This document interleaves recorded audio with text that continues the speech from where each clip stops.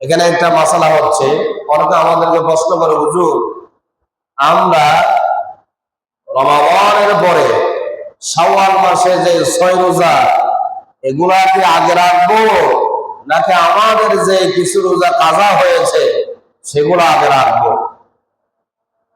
হাদিসের মধ্যে আসছে আমার বাবুদেরকে আল্লাহ পাক বেশি সুযোগ সুবিধা দিয়েছেন ইসলামের মধ্যে। সুবহানাল্লাহ।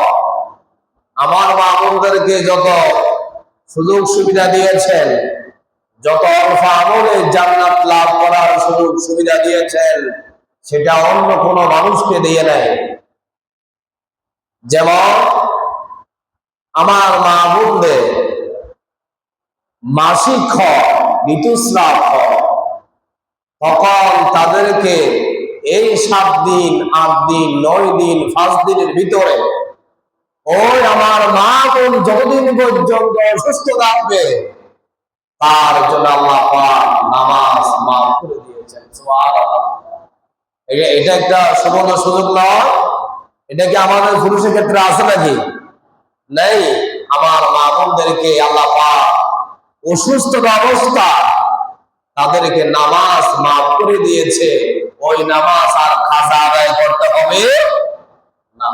2 নাম্বার, আমার মা বোনদের জন্য আরেকটা সুবর্ণ সুযোগ করে দিয়েছেন। রমাদান মাসে 1 মাস রোজা রাখা হচ্ছে ফরজ।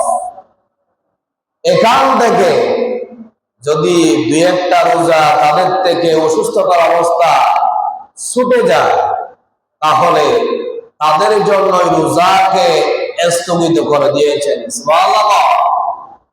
ওই রোজা কিন্তু মাফ করে নেই, স্থগিত করেছে। কি করেছে? সাময়িকভাবে স্থগিত করেছে।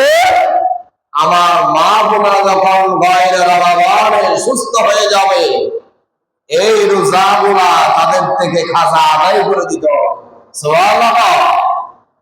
এই 2টা সুযোগ কিন্তু আমাদের পুরুষের ক্ষেত্রে নাই, আমার মা বোনদের ক্ষেত্রে আছে।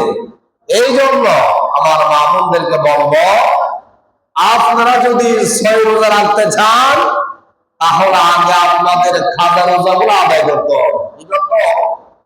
খাজা রোজাগুলো আদায় করার পরে আপনারা এই নফল রোজা রাখবেন।